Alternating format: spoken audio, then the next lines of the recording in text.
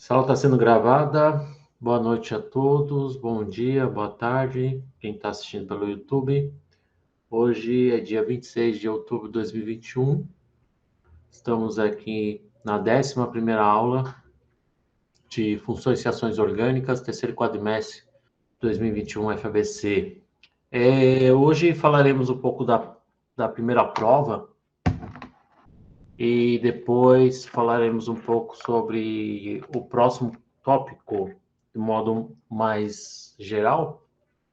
Algumas coisas que eu falarei hoje vai ser para muitas aulas que a gente vai ver agora, a partir de agora, que é a parte de reações.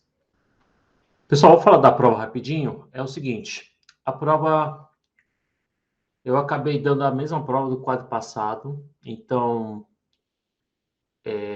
muitos de vocês, eu sei que era uma prova que era muitas respostas poderiam estar na internet, então era mais uma pesquisa do que uma avaliação, certo? E o contexto dessa prova tem muito a ver com o que a gente está passando esse ano, né?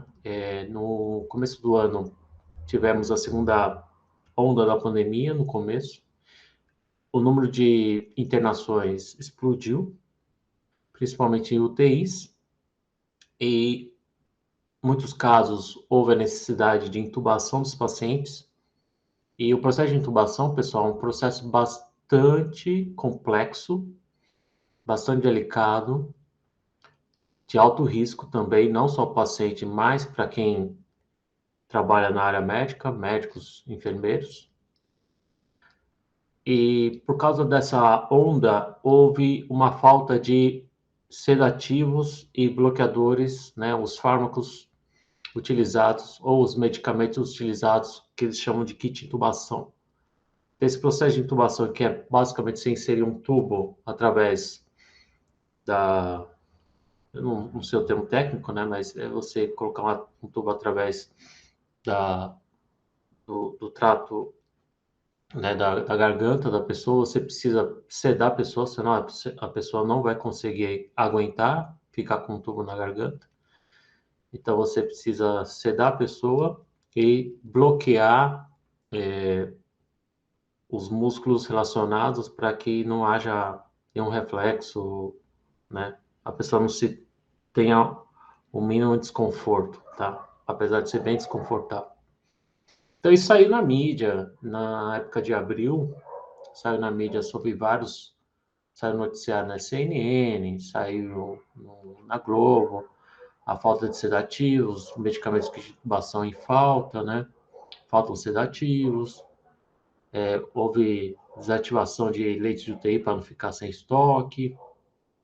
E para quem achava que isso era uma coisa da mídia local, a mídia internacional também destacou a falta de sedativos à medida que o Covid-19 avançava, né, numa onda muito intensa. Isso foi em abril de, desse ano. E como esse processo de intubação envolve a administração de fármacos, e muitos desses fármacos são moléculas orgânicas, acabei contextualizando a prova para esse caminho aqui. Certo? Eu sugeri a leitura dessa referência, né, que é um PDF que foi compilado e organizado por algumas instituições, um conglomerado de instituições, sociedades, que formalizaram todo esse processo de intubação, né? Essa operação, esse procedimento de enfermagem, né? De intubar o paciente é um processo bastante complexo, como eu já falei, e esse guia das orientações, né? Uma maneira de formalizar e padronizar esse processo. A gente tem aqui um fluxograma bastante didático, né, de como que você tem que preparar o paciente para o processo de intubação. Você tem que mobilizar a equipe, então uma pessoa só não consegue fazer. Existe uma posição correta do paciente, e aí depois a gente começa com a medicação, começa com lidocaína ou fentanyl, depois a gente administra o sedativo, propriamente dito, tá? A acetamina é o principal utilizado para intubação. Na falta ou na ausência da acetamina, a gente pode utilizar temos essas três alternativas, etomidato, propofol, midazolam. E depois que você administra o sedativo, você administra o bloqueador neuromuscular, que é a succinilcolina. E na ausência, uma alternativa é o rocurônio. Então, esses sedativos e esses bloqueadores já foi foi a primeira pergunta, né, da avaliação, que é fazer uma lista de 4 sedativos e 2 bloqueadores musculares utilizados no processo de tubação. Isso aqui todo mundo acertou. Todo mundo acertou também as estruturas, porque era muito fácil você encontrar as estruturas desses fármacos. Uma pesquisa simples no Google, em 2, 3 cliques já chegava na estrutura. E aí era basicamente uma transcrição, né, da estrutura da internet para o papel. E aí começou a observar algumas diferenças de respostas a partir das questões C a H. Na questão C, no item C, ele pedia para desenhar os 2 sedativos ou apontar os 2 sedativos que possuem carbonos assimétricos. Esse aqui, então, é a... Nossa, hoje eu estou meio cabreiro aqui. Cetamina, etomidato, esse aqui é o midazolam. Existem outros, tá? Esses aqui são os mais indicados. Esse aqui é o propofol. Então, toda essa parte aqui é a parte dos sedativos. E tem a parte aqui dos bloqueadores, a succinilcolina, e aqui é o rocurônio. Essa parte farmacológica aqui não é muito a minha área, então posso estar falando alguma besteira na hora de distinguir a ação de um sedativo de um bloqueador neuromuscular. Tá? Mas a gente precisa sedar o paciente antes de administrar o bloqueador muscular. Voltando na questão, era para encontrar entre os sedativos os 2 que possuem carbonos assimétricos. Então, quem acompanha as aulas de seroquímica, o carbono assimétrico é o carbono que contém 4 substituintes diferentes. Esse carbono precisa ser sp3. Então, são esses 2 que eu estou assinalando em vermelho aqui. Tá? Teve um ou outro que... Teve um caso que a pessoa esqueceu de colocar dupla e achou que isso aqui também era um carbono assimétrico.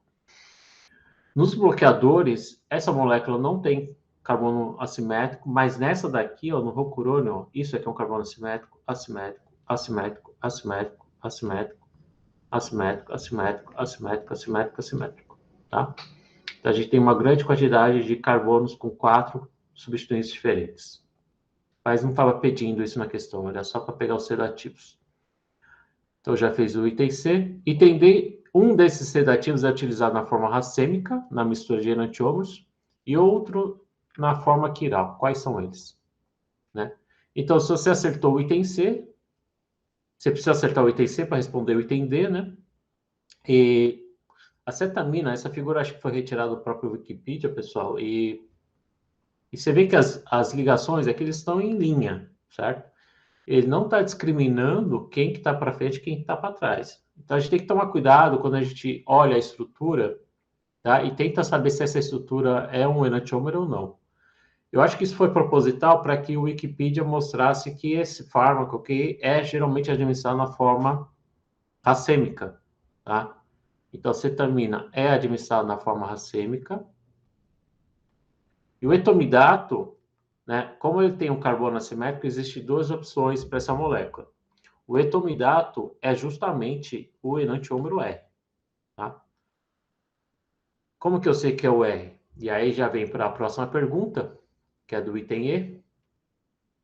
A gente faz, isso aqui todo mundo acertou também, atribuiu o nitrogênio aqui como ordem de prioridade 1. O anel aromático, como é um carbono sp2, segunda prioridade. CH3, terceira prioridade.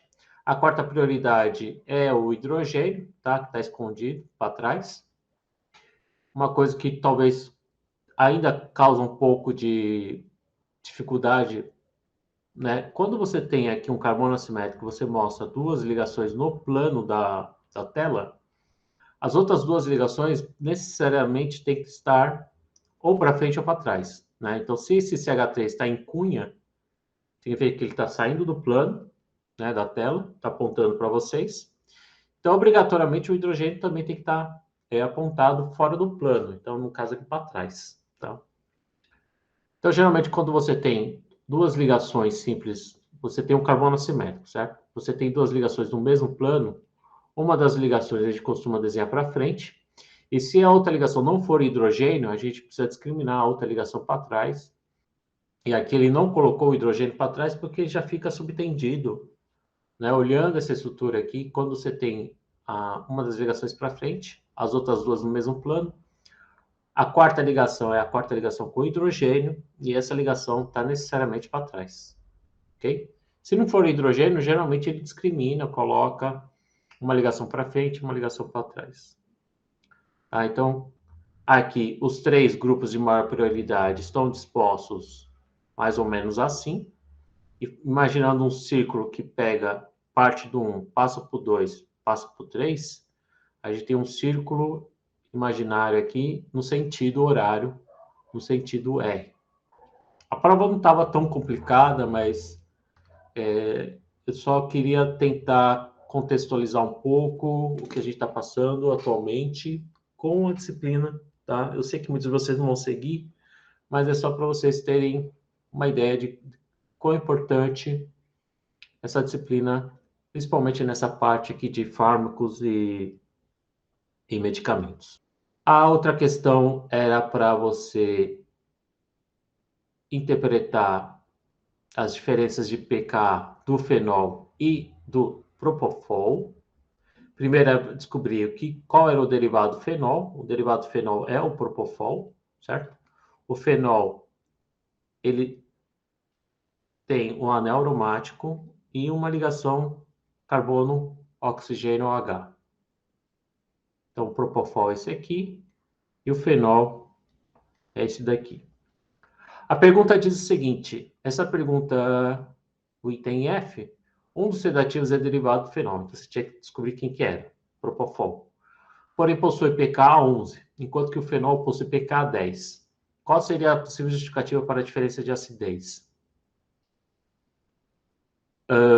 Então, aí teria que lembrar das aulas de acidez e basicidade, que foi o último tópico desse bloco, né? E lembrar, primeiro, o que é pKa, o que é um pKa 10, o que significa um pKa 11, saber o que isso e o porquê dessa estrutura tem um pKa 11 e a outra estrutura tem um pKa 10, tá? Então, para quem não acompanha as últimas aulas, provavelmente eu percebi que muita gente acabou pegando trechos de livro, copiando de alguém, e eu vi muitas respostas similares aqui nesse caso, mas algumas respostas não me convenceram, e aí acabei descontando ponto. Apesar de ter muita gente na faixa dos 85, 84, tá? Quem ficou com conceito 84, 85 ainda é A, eu considero como A ainda, tá? Mas muita gente escreveu algumas coisas não muito corretas, aí eu tive que diminuir esse valor de conceito, tá? Mas voltando aqui, pK mede a acidez da substância. E a justificativa de um T10 ou T11 é saber o que é 10 e o que é 11, quem é o mais ácido. Então, pK abaixo significa ser mais ácido. Então, era para explicar por que o fenol é mais ácido que o propofol. E aí aceitei duas possibilidades de resposta. Uma delas é impedimento estérico. Impede diminui um pouco a solvatação, né, da base conjugada. Impedindo, você desestabiliza um pouco a base conjugada, faz com que ele seja menos ácido. Ok. Ou efeito indutivo. Efeito indutivo é o efeito doador de elétrons dos grupos CH, né? Grupos alquila geralmente doam elétrons para o anel. Isso ajuda a desestabilizar, né? Não ajuda a estabilizar tanto a base conjugada, tá? Então foram aceitas ou uma, ou outra, ou ambas as respostas. Teve gente que colocou eletronegatividade. Eletronegatividade não é a resposta mais adequada, porque os dois possuem bases conjugadas no mesmo átomo. Não valeu. E teve gente que escreveu ressonância. Ressonância também não é o principal fator de diferenciar um do outro, porque ambas têm ressonância. Então, ambos, nas bases conjugadas, possuem um sistema aromático que ajuda a deslocalizar a carga negativa. Tá? Então, a ressonância de um e de outro não vai influenciar tanto aqui. Mas é o efeito causado pelos grupos isopropil. Aí, quem escreveu isso, já acabei considerando bastante coisa. Pessoal, se vocês tiverem alguma dúvida, vocês me escrevem aí no chat. Item G, analisando as estruturas, faça uma comparação de solubilidade em água entre sedativos. Pois é, pessoal, aqui é onde o pessoal mais errou. O item G era uma questão muito mais focada em forças intermoleculares do que FRO. Ah, professor, você não ensinou isso. Forças intermoleculares é algo que é explorado em TQ, estrutura da matéria, IAM, tá? Várias outras disciplinas. Bioquímica, também a gente aborda um pouquinho. E a resposta era mais simples do que muita gente comentou. Muita gente comentou que tem o fato de ter átomos de oxigênio e nitrogênio, isso não garante que a molécula vai ser solúvel em água. Ah, tem oxigênio, tem nitrogênio, vai fazer ligação de hidrogênio. Não é bem assim que funciona a ligação de hidrogênio, tá? Ligação de hidrogênio, você tem que ter um grupo OH, tá? Você precisa ter o grupo N ligado ao hidrogênio para fazer ligações de hidrogênio com moléculas de água, ok? O oxigênio aqui, tudo bem. Esse aqui pode fazer ligações de hidrogênio. Aqui já não, aqui faz também, faz, mas uma intensidade muito menor, tá? Então é preferível que ligações mais polarizadas aqui com hidrogênio ligado a oxigênio, nitrogênio ou flúor, faz com que isso seja aumente um pouco a polaridade. Mas o que alguns alunos escreveram corretamente, tá? É a presença de cargas, tá? Isso aqui e isso aqui. A succinilcolina, na verdade, é um cloreto de succinilcolina. O rocurônio é só uma parte do nome do princípio ativo, tá? Quando você administra o rocurônio, ele vem na forma de sal. Não existe um íon, você não administra um cátion, você não administra um ânion no paciente. Você administra um sal. Então, na verdade, é um brometo. Então, o contraíon, que a gente chama, né, o ânion dele é um brometo, tá? Um Br-. Então, a gente vê muito no receituário brometo de rocurônio. Pessoal, você não ensinou tanto isso. Se vocês lembrarem da última aula de acidez e basicidade, eu falei como que a gente administra moléculas, como que você faz para que uma molécula orgânica seja solúvel em água? Você transformar ele num sal, tá? Então, a dica estava aqui. E isso tem um pouco a ver com o que a gente viu em aula. Eu não sei por que muita gente acabou adotando a mesma resposta padrão e nisso acabou levando uma avalanche de respostas erradas, tá? Então, era uma questão de cargas e quando você tem sais orgânicos, eles são solúveis em água, tá? Porque essa parte que interage bastante, a gente vai ter uma interação do tipo íon solvente, então tá aqui, que acaba solvatando a molécula. A última questão era qual que tinha o esqueleto esteroidal, ou seja, que se assemelha ao esteroide. A dica aqui. Se você escrever esteroide e colocar no Google, vai aparecer um monte de coisa. O Wikipedia vai falar o que é o esteroide, tarará. Mas teve gente que teve a paixão de achar que esteroide tem a ver com a função éster, tá? Não tem a ver com função éster, apesar do nome. Esteroides, na verdade, é uma função orgânica bastante específica. Ela consiste nas moléculas que contêm 3 anéis de 6 ligados dessa maneira, mais um anel de 5. Tem que ter esse esqueleto aqui. Tá? Um exemplo de esteroide bastante conhecido, para quem cursou bioquímica, estrutura, propriedades, funções biomoléculas, os lipídios, tá? Dentro dos lipídios, a gente tem vários tipos de lipídios diferentes. Triacilglicerídeos, agora fosfoglicolipídios, glicolipídios e esteroides também. A esteroides é uma subclasse de lipídios. Por que ele faz parte da subclasse dos lipídios? Porque a característica principal de lipídios é eles serem pouco solúveis em água. Então, esse esqueleto aqui está presente no colesterol, em alguns hormônios, geralmente são de moléculas bastante, que tem uma cadeia carbônica bastante grande, né? Tem um número grande de carbonos faz com que eles sejam apolares. Ah, professor, isso aqui é isso aqui é solúvel em água. Pois é, isso aqui é sintetizado no laboratório, é um fármaco, tá? E eles transformaram algo apolar em uma coisa polar, uma coisa solúvel em água, por conta dessas cargas aqui, que faz com que isso se torne um sal orgânico. E o sal orgânico, todo mundo sabe que sal, ele é solúvel em água. Tudo bem, pessoal? Dúvidas nessa parte da prova? Se vocês acessarem o PDF e tá lá escondido os comentários que eu coloquei lá, eu coloquei um comentário bem geral, tá? Eu peguei a questão que a pessoa mais teve dificuldade, as outras questões foram muito parecidas, tá? E acabei considerando muita coisa mesmo assim. Beleza? Eu só tenho uma curiosidade para mostrar aqui.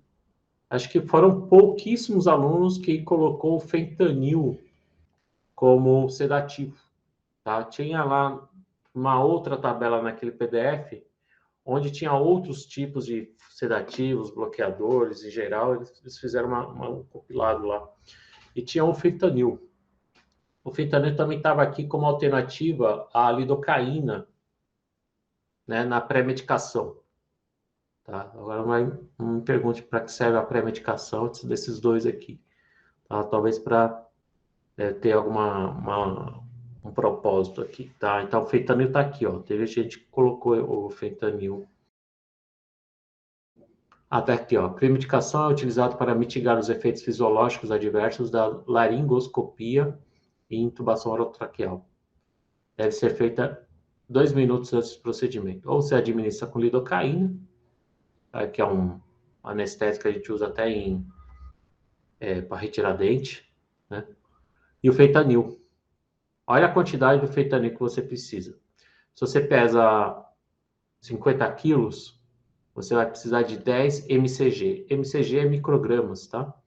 10 microgramas equivale a... Não, 100 microgramas, né? Senão você não pesa 5 quilos. Equivale a 0,01 miligrama. Tá? Depois eu vou mostrar a dimensão disso. Mas a curiosidade que eu queria falar do fentanil é o seguinte. Se você olhar a estrutura do fentanil com as estruturas de outros sedativos, esse aqui é a morfina, que eu já desenhei em alguma aula aí. Esse aqui é a heroína. Esse aqui é a anfetamina. Esse aqui é a adrenalina. E esse aqui é o MDMA. Então, ele é mais conhecido pelo nome popular de êxtase. A fórmula do êxtase é essa daqui, pessoal. É muito fácil de fazer. Por que eu coloquei essas substâncias aqui, tá? A morfina é utilizada até hoje. A morfina ele é ainda obtida da fonte natural, do ópio, tá?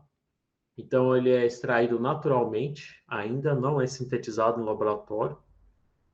E o ópio, ele é uma seiva obtida da papoula, uma planta bastante presente na região do Oriente Médio, Afeganistão, Paquistão, naquela região lá. Tá? Então, a morfina, que é um dos anestésicos, um dos sedativo anestésico, também eu confundo bastante. É um dos anestésicos mais antigos que se tem data, né? E ele é utilizado até hoje em hospitais, principalmente na época, em períodos de guerra, né? Conflitos, para pessoas que teve traumas, né? Ferimentos muito graves, para amenizar a dor. Existe uma história bastante interessante de como a heroína foi descoberta. Ela vem da morfina. Então, a heroína, para você fazer heroína, você precisa de morfina, né? E tem uma história bastante interessante que eu vou contar em algum dia aí para vocês, tá? Aí a gente tem outras moléculas que têm um efeito bastante diferente, né? Praticamente o contrário. Em vez disso aqui sedar, esse aqui te deixa mais, esses três te deixam mais acordados, vamos dizer assim, né? Adrenalina, anfetamina e o êxtase. A anfetamina é utilizado por caminhoneiros, que é aquele rebite, né? Para eles ficarem dirigindo por um tempão na estrada, que é perigoso. A adrenalina é sintetizada no organismo para momentos de estresse, né? Ou momentos de perigo. Aumenta o batimento cardíaco, esse tipo de coisa. E o MD, o êxtase também tem uma função muito parecida, né? Dá uma larica lascada, você começa a ficar com muita sede, mas você fica super agitado, tá? E olha que interessante, essas substâncias aqui têm uma ação no sistema nervoso central, que eu chamo de SNC. Por que eles agem no sistema nervoso central? Porque todos eles têm isso, se são substâncias diferentes. Eles têm uma coisa em comum aqui, que é ensinada em química medicinal, tá? Que é o fato de você ter um aromático na estrutura, dois carbonos e um nitrogênio. Se você tiver um aromático, dois carbonos e um nitrogênio, é muito potencial essa molécula ter uma ação no sistema nervoso central. Tá? Não é minha área química medicinal, mas isso aqui é bastante interessante. Então, você tem um aromático, um carbono, dois carbonos e um nitrogênio aqui. Você também tem um aromático, carbono, carbono, nitrogênio aqui. Você tem um aromático, carbono, carbono, nitrogênio, aromático, carbono, carbono, nitrogênio, e aqui aromático, carbono, carbono, nitrogênio. Tá? Adrenalina, não sei se ele age no sistema, eu posso estar falando besteira aqui, tá? Não é muito a minha área, mas essa semelhança estrutural de você ter um pedaço aqui de aromático, carbono, carbono, nitrogênio, é algo que eles acabam contextualizando em aulas de química medicinal, né? Ação farmacológica, esse tipo de coisa. Tá? Existem muitas moléculas aí que têm essa particularidade aí que eles exploram. Eu não sei se esse link ainda existe, ainda falando dessas curiosidades de sedativos. Tem de um jornal, né, do Washington Post, e eles colocaram um artigo falando de escala de opioides. Ou seja, houve um desenvolvimento a partir da morfina, né? Foram investigadas outras moléculas que poderiam ter um efeito melhor que a morfina, tá? Se a gente pegar a morfina como referência, eu esqueci de consultar isso aqui. Vamos supor que a morfina tem um grau 1 de ação anestésica ou sedativa, tá? Morfina, ela é bem potente, pessoal. Morfina a gente usa em hospital, não é comercializado na farmácia, porque ele tem um efeito bastante causa até dependência se você ingerir muita morfina. Então, por isso que ele é administração em hospitais. Esse aqui de baixo, só para você ter uma... Não, depois eu vou pegar isso aqui. Alguém sabe qual que molécula é isso daqui? Eu já desenhei naquela aula de desenhar estruturas, tá? Esse aqui é o paracetamol. Esse sim a gente compra na farmácia. Provavelmente todo mundo já tomou alguma vez na vida isso. Para dor de cabeça, para amenizar sintoma de febre, né? É um antitérmico também, tem ação antitérmica. Mas é um anestésico bem fraquinho. Se a gente está chamando isso aqui de escala de 1, esse seria 1 sobre 300. Então, ele seria 300 vezes menos potente que a morfina. Tá? A heroína, ela já é mais potente que a morfina, se não me engano, eu acho que é 20 vezes. Depois eu acesso aqui e corrijo. Posso dar recado, mas ele é mais potente que a morfina. E isso aqui causa mais dependência ainda, obviamente, né, por razões, por ter um efeito anestésico muito maior, mais potente que a morfina, ele causa uma dependência muito maior. Isso foi usado como droga ilícita na década de 70, né? 60, 70, né? O pessoal usava, consumia isso direto. Esse aqui é a codeína. A codeína também é encontrada na papoula, mas em quantidade um pouquinho menor. E olha a diferença estrutural aqui, ó. A única diferença estrutural é essa daqui. O resto é tudo igualzinho, não precisa olhar o resto. Aqui é diferente daqui. Eu tenho um CH3, ou seja, eu tenho uma função éter, né? Um éter com aromático. E aqui eu tenho um fenol. E só o fato de você substituir o hidrogênio da morfina com CH3, você transforma em codeína. Codeína é encontrada em farmácia, pessoal. Alguém que já teve uma dor aguda, né? Eu acho que talvez o médico, dor nas costas, algum problema de artrite também, o pessoal acha que administra a codeína. Codeína é um anestésico bastante forte, alivia dores, a dores de costa, nas costas, outras regiões também, tá? Eu já cheguei a tomei esses dias, uns meses atrás, codeína, porque eu tô com uma dor nas costas muito, muito forte. E aliviou, nossa, que é uma beleza. Só que ele não vicia, ainda bem. E e olha o que o pessoal tem feito, principalmente nos Estados Unidos, né? Tem muita gente que compra, uma compra de fármacos é um pouquinho mais fácil, o pessoal compra codeína a rodo e tenta sintetizar morfina a partir da codeína, tá? Existe sim uma transformação química que você faz no laboratório, né? Você usa alguns reagentes específicos e você faz essa transformação de éter para fenol. Substitui esse CH3 aqui por um hidrogênio. Você faz isso em uma reação só. Tem gente que compra codeína só para obter morfina e não dá o trabalho, porque isso aqui fica muito caro, dá muito trabalho, tá? Não é tão simples fazer essa transformação. Mas tem gente que faz isso clandestinamente, tá? Isso é proibido e perigoso. Só que surgiram recentemente alguns fármacos, uns sedativos muito mais potentes que até a mesma a heroína, tá? Que é o fentanil, ele aqui de novo, e o carfentanil. Essa catotinha aqui, que parece um olho, na verdade é mais ou menos uma dimensão em relação a uma moeda de 5 centavos. Vamos supor que isso aqui é uma moeda de 5 centavos. Essa aqui é a quantidade necessária para você, quantidade letal. Então, você pega uma moeda de 5 centavos, você põe a quantidade desse pó, isso aqui é um sólido branco, mais ou menos, compreende mais ou menos essa área aqui, tá? A dose letal de fentanil é 2 miligramas. Então, para quem já trabalhou em laboratório, quando algum professor pede para vocês pesarem 2 miligramas, é quase nada, tá? Não estou falando de 2 gramas ou 200 miligramas, tá? É 2 miligramas. E você pode morrer se você ingerir essa quantidade. Por isso que lá atrás eu falei lá que a dose utilizada lá foi em torno de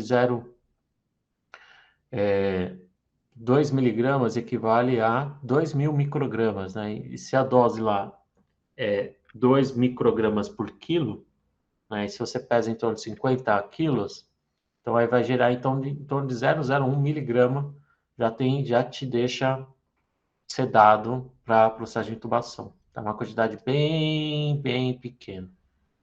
Então, esse fármaco aqui é tem que tomar muito, muito cuidado na hora de administrar esse fármaco. E outra, né? O pessoal que trabalha com tráfico, eles estão de olho nesse fármaco aqui, ultimamente. Por quê? Ao invés, óbvio que existem, as fontes naturais ainda são mais fáceis de obter, né? Cocaína, o pessoal planta lá, extrai a cocaína das folhas, mas as drogas sintéticas, principalmente essa aqui, que tem um efeito muito potente, estão começando a chamar a atenção dos traficantes. E já teve relatos de apreensão de drogas de cocaína misturado com isso daqui.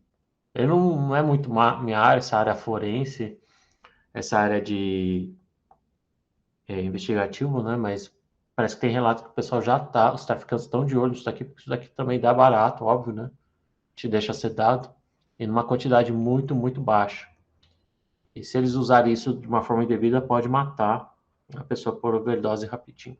Em relação à morfina, eu falei que se a morfina é escala de 1, o fentanil é em torno de 200 vezes, se não me engano, mais potente que a heroína. Então, multiplicando 200 com 20, vai dar uns 40 mil. Eu acho que está errado essa conta aqui, mas tudo bem. Acho que não é essa conta aqui. Eu acho que é 20 vezes, 200 vezes mais que a heroína. Então, vai dar 4 mil vezes mais que a morfina. Mais ou menos por aí, tá? Então, isso aqui é super, super, super potente. E o carfentanil é o mais potente de todos. Existe um pior que o fentanil, tá? O fentanil é em torno de... Esse sim é em torno de 20 mil a 40 mil vezes mais potente que a morfina. Posso ter errado, tá? Depois vocês olham isso aqui, que eles têm um infográfico bem legal. Qual que é a aplicação disso? Se isso aqui é super potente, isso aqui deve matar gente, certo? É. A aplicação principal do carfentanil é tranquilizante de elefante. Elefante que tem uma massa corpórea muito grande, né? E tem ele precisa de um tranquilizante forte para derrubar alguma coisa forte. Então eles usam como tranquilizante de elefante. A gente está analisando aqui só um tipo de fármacos. E existem muitos ainda, tá? Entre sedativos, anestésicos, existe uma infinidade, né? De pirona, ibuprofeno. Existem muitas outros tipos. Isso que eu ia falar da prova. Falei uma curiosidade no final, só para chamar mais atenção, certo? Quem tiver alguma reclamação, vocês podem colocar lá no chat na, no próprio Classroom, tá? Os documentos ainda estão lá, né? Eu não apago. Então, se quiser comentar alguma coisa, vocês podem mandar de modo privado lá para mim, que depois eu atendo. Tudo bem? Dúvidas até aqui? Pessoal, vou falar rapidinho, não vou falar mais que meia hora sobre princípios de reatividade. O que é princípios de reatividade? A gente vai começar a falar agora de reações, tá? Reações orgânicas. E reações orgânicas nada mais são que um tipo de transformação química. Para quem acompanhou as primeiras aulas de TQ, lembra que uma definição de transformação química, você tem ligações sendo formadas, novas ligações sendo formadas e ligações dos reagentes sendo rompidas. Isso aqui, a quebra e a formação de ligações também ocorre aqui nos compostos orgânicos. Só que a gente tem uma maneira de mostrar essas reações diferente do que a gente vê em TQ. As transformações químicas em TQ geralmente são muito transformações inorgânicas, né? E hoje a gente vai ver como a gente descreve, né, essas transformações envolvendo compostos orgânicos, tá?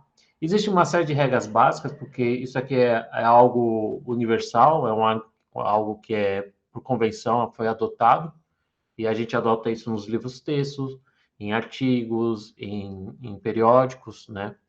Tá? Para explicar as reações que ocorrem quando se mistura duas moléculas orgânicas e vê o que dá, tá? Primeira regra é as setas. De novo, vou voltar nesse tópico aqui, porque as setas vão aparecer também aqui. A gente usa muitas setas, principalmente para mostrar o movimento dos elétrons, e isso ajuda a gente a entender o que a gente chama de mecanismo. Mecanismo, tanto é que próxima disciplina, para quem tiver interessado, chama MRO, Mecanismos de Reações Orgânicas. É uma disciplina focada para a gente entender as transformações que ocorrem nesses compostos orgânicos. Tá? Mecanismo é para descrever como que a reação ocorre. Isso não precisa ser só em química orgânica. Em qualquer... Esse termo mecanismo é utilizado também nas outras áreas. Tá? E o mecanismo, a gente usa muito a notação de seta curva de novo. Enquanto que a seta curva a gente observou muito na hora de descrever ressonância, tá? Essas mesmas setas, usando os mesmos princípios que a gente viu naquelas aulas de ressonância, a gente adota também para reações. Ou seja, a gente usa sempre pares de elétrons, ou pares de elétrons desemparelhados, pares de elétrons π, mas também a gente vai começar a ver ligações simples também sendo, nesse caso, rompidas, tá? Então, enquanto que em ressonância a gente vê basicamente no propósito de mover elétrons, né? Em reações, a gente vai usar o movimento desses elétrons, seja para atacar um reagente, seja para quebrar uma ligação, tá? Sempre vai envolver o movimento de dois elétrons quando você tem uma seta cheia. Quando você tem uma meia seta, significa que você vai estar movimentando um elétron apenas. E esse caso aqui específico de meia seta, a gente vai falar bem rapidamente. Isso ocorre numa classe de reações que são as reações radicalares. E aqui a gente vai explorar mais, porque aqui são as reações Alguns livros classificam como reações polares, tá? Mas não precisa memorizar isso aqui, certo? Então, as setas curvas, enquanto que a gente já apresentei para vocês a anotação da seta curva para mover elétrons, mas aqui era só para mover pares de elétrons emparelhados ou elétrons pi, mas também a gente vai começar a usar essa seta curva para ligações simples também. O movimento dos elétrons, né, falando aí da seta curva, ela sempre vai ter uma origem e um destino, certo? Então, ela sempre parte do que a gente chama de fonte de elétrons, e o destino, ela sempre vai para o que a gente chama de elétron sink, não chama de ralo de elétrons, mas algo que vai receber esses elétrons, tá? Eu chamo de rico e pobre, mas eu andei percebendo que rico e pobre também não é uma tradução mais adequada, mas vamos ver. Então, rico, uma espécie rica em elétrons, indo em direção para uma espécie pobre em elétrons em algumas situações, tá? Ou para um átomo mais eletronegativo. Então, o que seria uma espécie pobre? Por exemplo, pode ser um H+, pode ser um carbono mais, né? Pode ser um átomo que contém uma carga positiva, certo? Mas também esses elétrons podem ir em uma direção para que eu consiga levar a uma espécie eletronegativa com elétrons que consiga acomodar esses pares de elétrons também. Então, não são necessariamente espécies deficientes em elétrons, mas também átomos que consigam acomodar pares de elétrons. Eu vou comentar isso com mais calma, pessoal. Talvez esteja ficando... Vou pegar esse exemplo, tá? Vamos usar a regra da seta curva e o sentido do rico para pobre.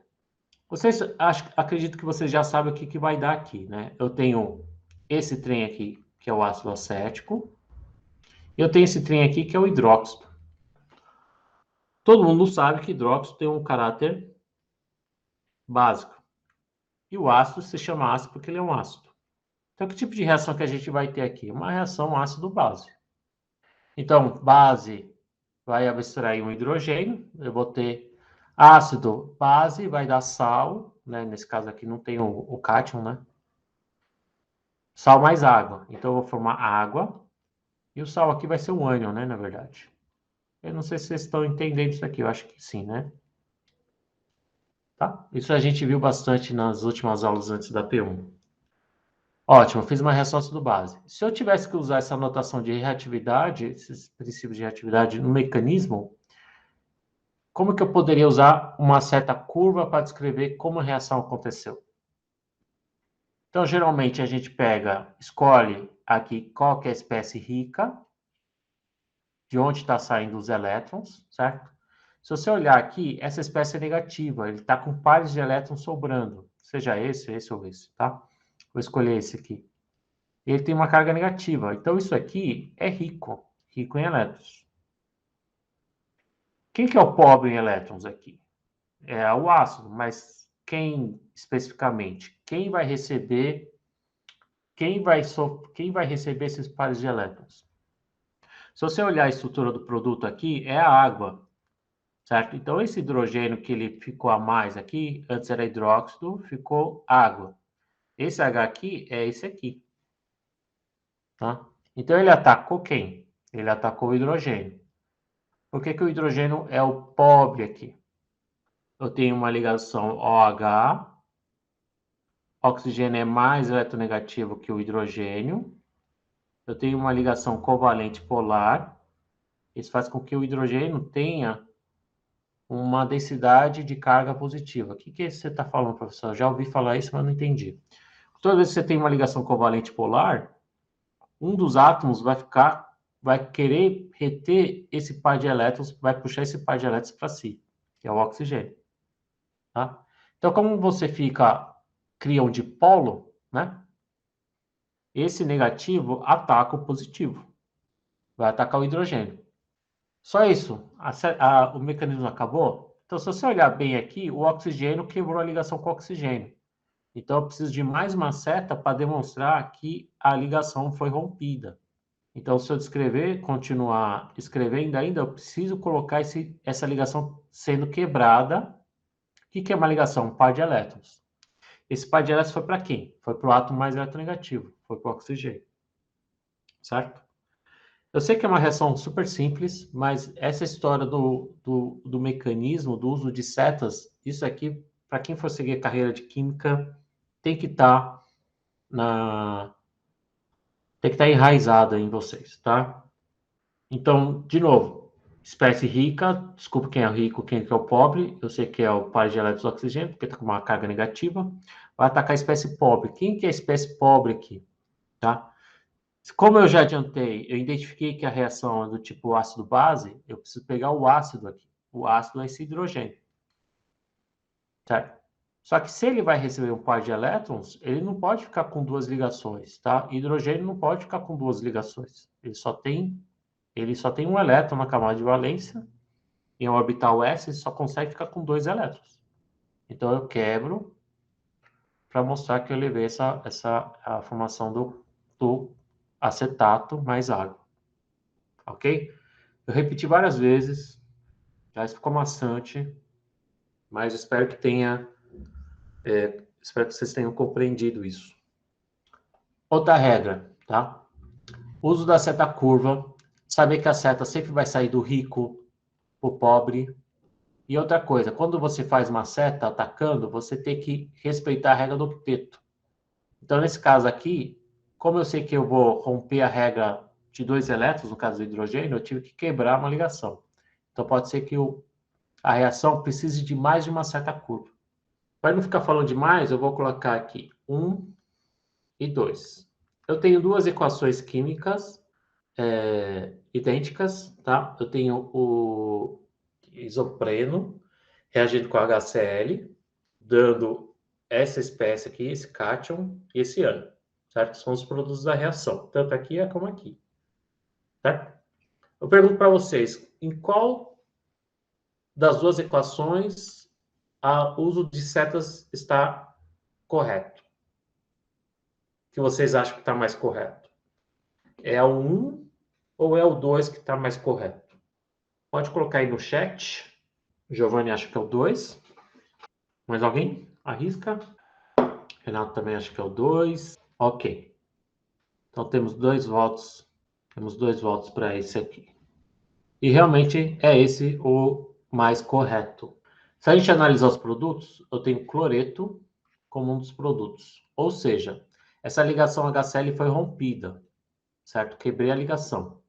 Toda vez que você quebra a ligação entre dois átomos, uma ligação covalente, óbvio, você tem duas possibilidades. O par de elétrons ir para o B ou o par de elétrons ir para o A.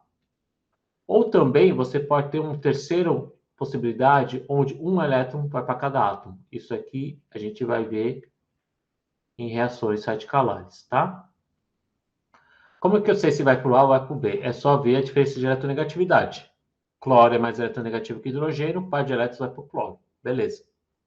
Então, esse hidrogênio provavelmente serviu como H+, aqui, tá? E H+ não ataca, não, a gente nunca vai colocar um H+ atacando alguma coisa.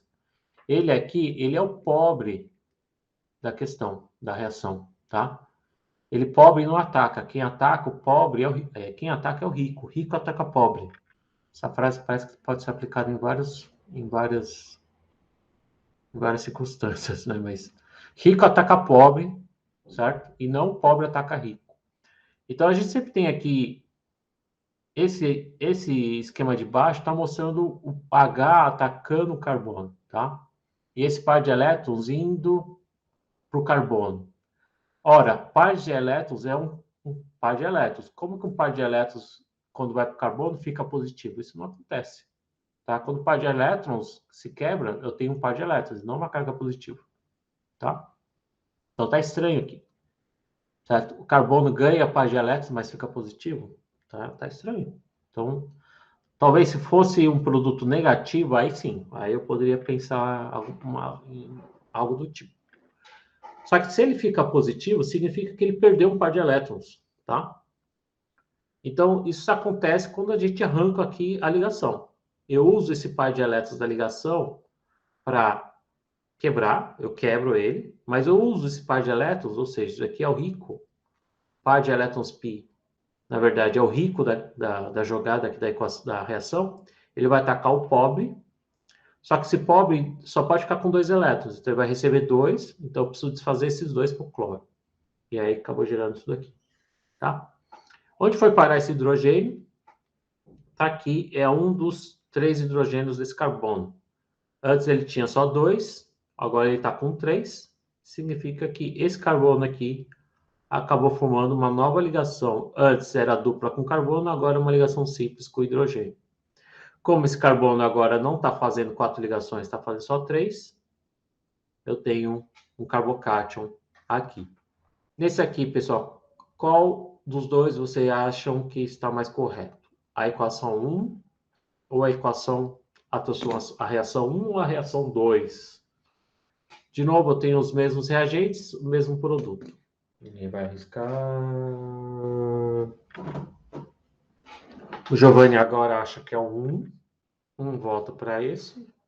Aqui, ó, nesses dois aqui, tá igual, né? Pá, pá, parece sua ressonância. Dupla virando carga. Tudo bem. Dupla, rompi. Esse par de elétrons agora vai ficar desemparelhado. Quando você tem uma ligação no oxigênio e 3 pares de elétrons desemparelhados, você tem uma carga formal -1, tá? Aqui tudo bem, não teve diferença. A diferença está aqui, ó. Será que esse carbono ataca essa espécie negativa ou a espécie negativa ataca o carbono?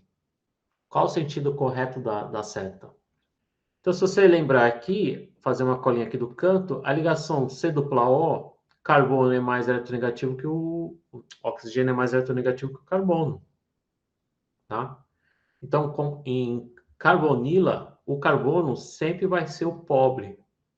Então, e essa espécie aqui, como ele tem um par de elétrons desemparelhados, uma carga negativa, esse aqui é o rico.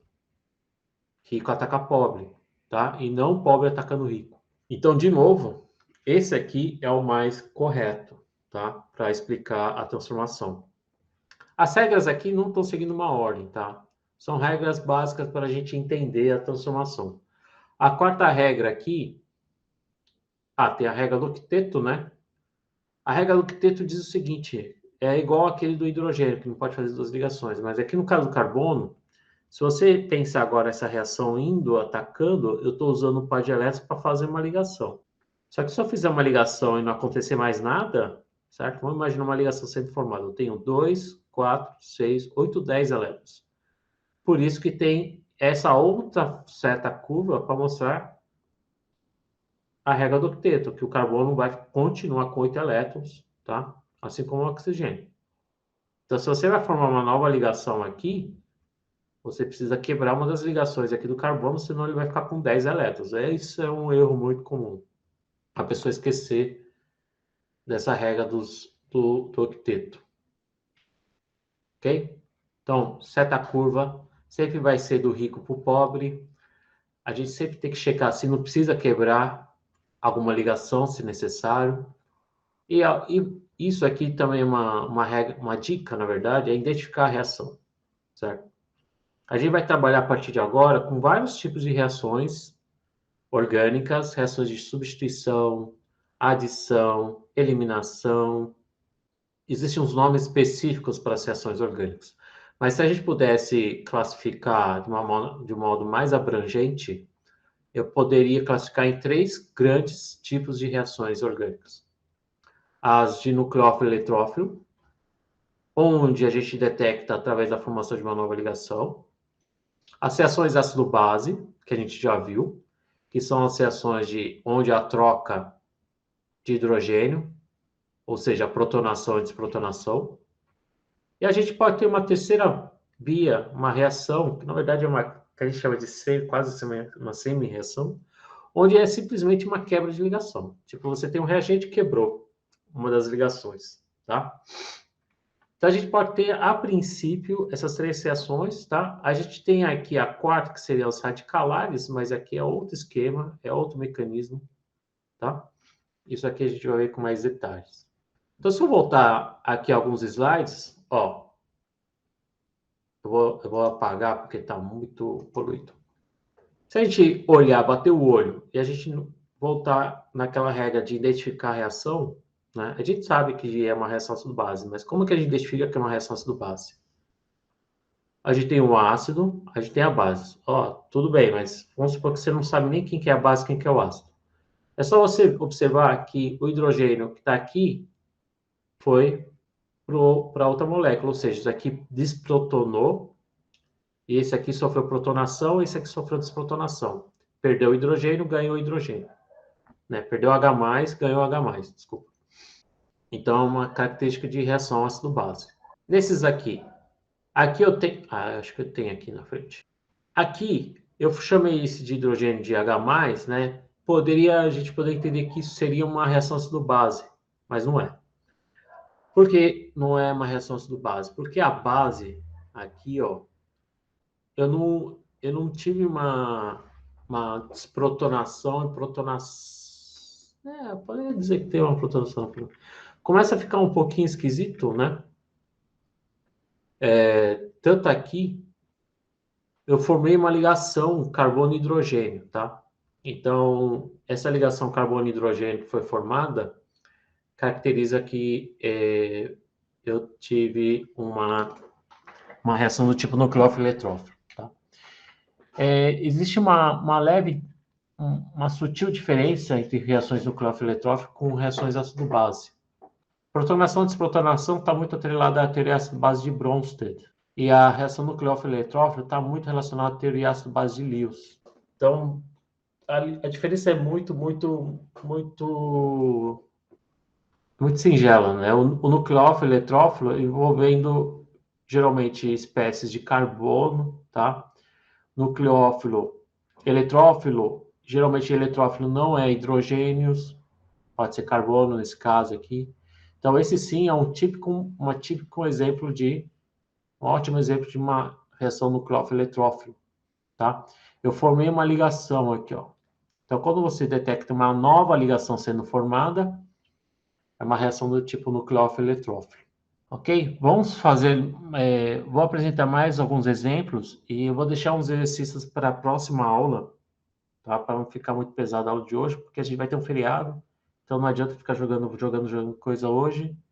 A gente só vai se ver daqui terça que vem, ainda é feriado, né? Quinta é feriado, terça que vem é feriado, então na outra quinta da outra semana a gente vai se ver, tá? Então só vou fechar essa parte com mais alguns exemplos. Então, como eu sei facilmente de identificar a diferença disso aqui, é só você.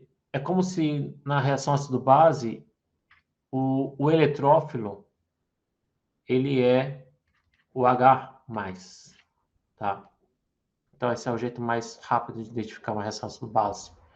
Mas o nucleófilo, então por isso que eu acho que aqui ficou um pouquinho sutil, parece uma. Aqui tem H+ também, né? Então posso estar. Eu tô meio que enrolando vocês aí, dando umas escorregadas aqui de novo. Mas aqui eu formei uma ligação, eu protonei essa espécie. Nucleófilo e eletrófilo usando a teoria base de Lewis é mais sutil, tá? Vamos fazer mais alguns exemplos aqui para tentar tirar um pouco essa confusão. Água, isopropil. Então, o que eu costumo começar é saber quem que é o rico e quem que é o pobre. Geralmente, pobres são espécies, caso tenha espécies que têm cargas positivas, ricos são aquelas que têm pares de elétrons emparelhados ou cargas negativas, né? Então, aqui eu tenho uma carga positiva aqui nesse carbono. Então, isso aqui é o pobre. Aqui eu tenho pares de elétrons emparelhados, uma espécie neutra, mas pode ser uma espécie que tem elétrons para reagir. Então, esse seria o rico. Como a gente desenharia uma seta? Rico, pobre. Rico ataca pobre. Que tipo de reação é essa? Aqui é uma reação nucleófilo-eletrófilo, porque o eletrófilo não é o hidrogênio, tá? Como que a gente desenha o produto? Então, eu vou desenhar aqui CH3, CH, CH3. Essa estrutura é um carbono com 3 ligações com uma carga positiva, né? Então, esse carbono aqui vai ganhar um par de elétrons do oxigênio. Então, o produto, deixa eu destacar com uma outra cor, eu vou formar uma nova ligação, tá? Com o oxigênio, 2 hidrogênios, certo? E essa espécie agora, o oxigênio está com 3 ligações, um par de elétrons emparelhados, agora ele que está com a carga positiva, certo? Então, tem uma nova ligação formada aqui, típico de uma reação nucleófilo-eletrófilo. Tá? A água, então, nucleófilo, e esse cátion, um eletrófilo. A gente vai perceber algumas reações também em que fazem parte dessa terceira classificação aqui de reações, que se enquadram em nenhum dos casos, que é simplesmente quebrar a ligação. Então, a gente vai ver que para explicar como que um determinado reação se procedeu, a gente só consegue interpretar isso a partir da quebra da ligação. A ligação a ser quebrada aqui é a ligação mais polarizada, tá?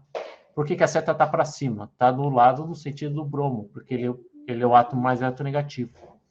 Então, a gente vai ter como produto carbono, agora perdeu um par de elétrons, então ele ficou positivo, bromo, negativo. Essa reação essa reação é uma das etapas de uma reação de substituição ou de eliminação. Vou mudar de cor aqui. Mais um exemplo, tá? Agora eu tenho um oxigênio positivo, certo? Eu tenho aqui um éster. Eu tenho um hidrônio, que é o famoso H3O+, que a gente simplifica para H+, né? Em meio aquoso, tá? Então aqui, esse seria o H3O+, então ele vai ser o pobre, mas será que é o oxigênio ou é o hidrogênio, tá? Eu sei que tem uma carga positiva aqui no oxigênio. E aqui eu tenho a parte rica, vai ser provavelmente, como não tem cargas negativas, vai ser algum par de elétrons. Agora eu tenho esse par ou esse, né? Mesma coisa, ou esse aqui, ou seja, eu tenho esse oxigênio ou esse oxigênio para a gente decidir quem que é o rico, tá? Um deles vai reagir com o pobre. E que tipo de reação vai ser essa? Olha o eletrófilo. O eletrófilo é H+, tá? Então vai ser uma reação do tipo com mais cara de reação ácido-base agora, tá? Então, rico ataca pobre, certo? E agora a seta que vai ficar complicada. Primeira coisa é saber quem dos dois oxigênios eu vou reagir. Se eu reagir com esse oxigênio aqui de baixo, vou colocar em vermelho, eu vou ter essa seta aqui. Mas, professor, essa seta está indo para onde? Para o oxigênio ou para o hidrogênio? Então, regra do octeto, pessoal. Tenho 2, 4, 6, 8 elétrons. Ele consegue ganhar mais 2, ficar com 10? Não dá, tá? Mas o que pode acontecer é esse ataque atacar um hidrogênio. Esse hidrogênio não pode ficar com 4 elétrons. Então, esse par de elétrons essa ligação vai virar um par de elétrons emparelhado. Vai virar água, tá? Então, essas setas curvas fazem mais sentido do que você atacar direto o oxigênio. Porque o oxigênio vai ficar com 10 elétrons. Então, eu vou ter isso aqui, a outra mais água, ou seja, perdeu um H+, né? O H3O+ perdeu um H+. Eu vou usar aqui o outro oxigênio. Se você usar o outro oxigênio, a gente vai ter o mesmo tipo de ataque, tá? Ele vai atacar o H, par de elétrons vai para o oxigênio. Então, eu vou ter essa espécie aqui. Pessoal, acho que você já deve estar quase dormindo. Ok? Agora falta decidir quem que é quem que é o produto mais correto, né? Esse ou esse, tá? Se a gente pensar em termos de ressonância, você vê que essa carga positiva aqui, eu não tenho para onde deslocar essa carga positiva, tá? Ela fica aqui localizada. E aqui, esse outro oxigênio, lembra que ele ainda tem esse par de elétrons aqui. Eu posso criar uma estrutura contribuinte de ressonância, e aí eu vou ter o oxigênio com a carga positiva, mas eu consegui deslocalizar a carga positiva, tá? Então, esse aqui é o produto mais indicado, é o mais correto, né, do que esse daqui. E é uma reação, então, ácido-base, onde o éster, o oxigênio do éster é a base da dupla, da carbonila, e o H3O+, é o ácido. Aqui, também é a mesma coisa. Então, se você pensar que isso aqui é o rico, eu tenho uma espécie positiva, esse aqui vai ser o pobre. Tudo bem, par de elétrons do oxigênio vai atacar quem? Ah, vai atacar a carga positiva. Beleza. Só que se eu fizer isso, esse oxigênio já está com 2, 4, 6, 8. Ele não consegue ficar com 10. Então, esse é um erro muito comum na hora de desenhar setas. A pessoa acha que é simplesmente aproximar cargas, tá? Mas não. A gente tem que fazer uma seta em que ele vai atacar o hidrogênio. Esse par de elétrons aqui da ligação vai virar um par de elétrons desemparelhado, e aí eu vou neutralizar essa carga positiva. Então, também é uma reação do tipo ácido-base. Então, eu vou ter o álcool mais oxigênio com 3 ligações, tá? H+, equilíbrio ácido-base. Mais para frente, eu vou continuar falando desse lance de setas, porque outros erros muito comuns é o aluno esquecer algumas setas, tá? Aqui tudo bem, rico ataca pobre, e eu tenho uma reação de quebra de ligação, tá? Por que eu estou colocando essas setas? Porque eu verifico quais são os produtos formados e eu tento esboçar a maneira que a reação aconteceu. Ah, formou álcool, então ele abstrai o hidrogênio. Formou brometo, ah, então o brometo saiu. Agora, para entender por que formou um alceno, está faltando coisa aqui. E para entender que formou um alceno, é a gente lembrar que o hidrogênio não pode ficar com duas ligações. Se ele vai formar uma ligação com o oxigênio, essa ligação aqui vai ser rompida. E esse par de elétrons vai ajudar a expulsar o bromo. Tá? Esse aqui é um mecanismo de eliminação bimolecular, que a gente vai ver com mais detalhes no decorrer desse segundo bloco. A regra do octeto, sempre lembrar a regra do octeto, tá? Então, se você tem esse ataque aqui do nucleófilo, esse é o rico, ele vai nessa molécula aqui que é o pobre, muita gente acha que é só a atração de cargas, negativo com positivo. Mas a gente sempre tem que levar em consideração a regra do octeto. Esse oxigênio, de novo, está com 8 elétrons, tá? Então, esse mecanismo aqui está errado. Quer dizer, essa proposta de produto, quando eu pergunto qual será o produto formado, vai estar errado. Então, o jeito mais correto é você procurar uma região onde está mais deficiente em elétrons, tá? Pode ser esse carbono, por exemplo. Eu tenho uma carbonila, ligação covalente polar, oxigênio mais eletronegativo. Então, é mais plausível fazer isso, atacar no carbono, e como esse carbono não pode ficar com 5 ligações, eu promovo um par de elétrons para neutralizar o oxigênio. Aí sim, eu tenho uma saída onde eu vou ter uma nova ligação formada com o CN, vou ter mais, isso aqui está mais plausível do que isso daqui. E o balanço de carga, né, pessoal? O balanço de carga é uma coisa que a gente viu em TQ já. Então, toda equação química, você tem que respeitar balanço de massa e balanço de carga. O balanço de massa é manter o número total de átomos envolvidos na reação. E o balanço de carga é respeitar, se você tem negativo ou positivo, o produto tem que ser neutro. Ou, se você tem um negativo, um neutro, você tem que manter o negativo em algum lugar, tá? Então, esse saldo de carga de um lado tem que ser igual ao saldo de carga do outro lado. Tudo bem? Dúvidas? Pessoal, vou parar a aula aqui para não cansar vocês. Vocês estão vindo de uma